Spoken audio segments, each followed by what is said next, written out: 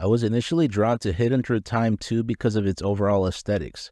It's a cute looking game that reminds me of Adventure Time.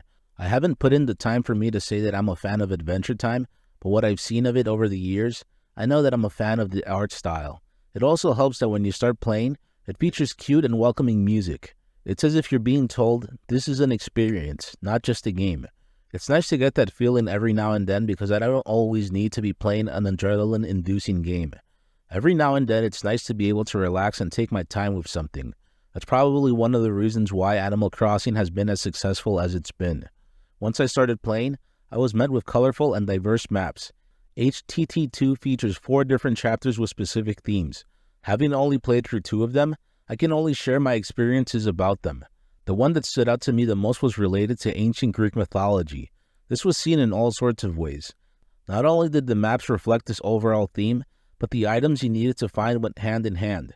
Sometimes I'd have to find an object related to a god, such as a lightning bolt, or I'd have to find people performing specific actions, such as when a character was helping Icarus get ready for his flight.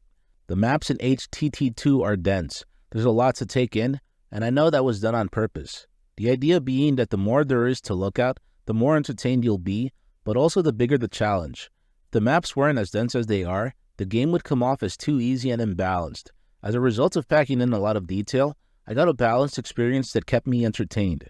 Though it's a small detail, it still stood out to me that just about everything on the map, whether it be an object or a character, had amusing reactions.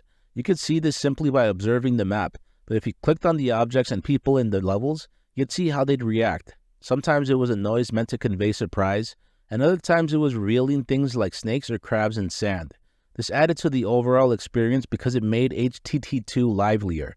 To some, this is just a Where's Waldo-like game, but there's more to it than that, and this is one of the reasons why. As I progressed through the levels, I quickly realized that they got bigger, and I had to find more objects. Due to that, advancing became harder, and it took me longer than I would have liked. At that point, relying on item descriptions helped a lot. It's because they gave clues in regards to where to look. If I were looking for a specific animal, I'd look around areas where other animals were gathered. If I needed to find something like a lamp, I'd look in a place like a treasure room. In general, this helped and served its purpose, but sometimes it wasn't enough. It's due to that reason why I appreciated that I could move on to the next level without having to find everything. I previously stated that I'm not a completionist, but I do try to complete enough of a game where I see the credits roll, or I reach a point where I've seen more than enough of it to be able to competently write about it.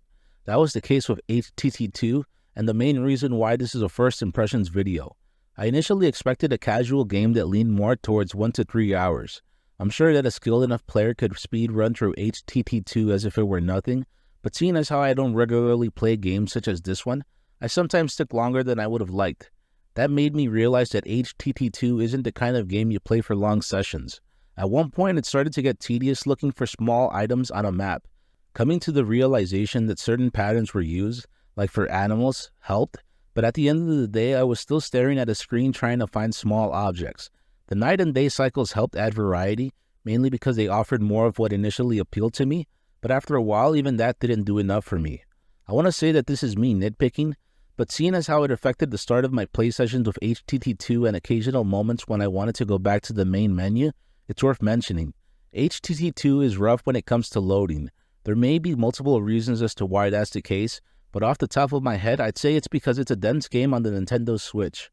I may be throwing the Switch some heat that isn't warranted, but knowing the system's limitations, it wouldn't surprise me if that's one of the main reasons as to why HTT2 took so long to load.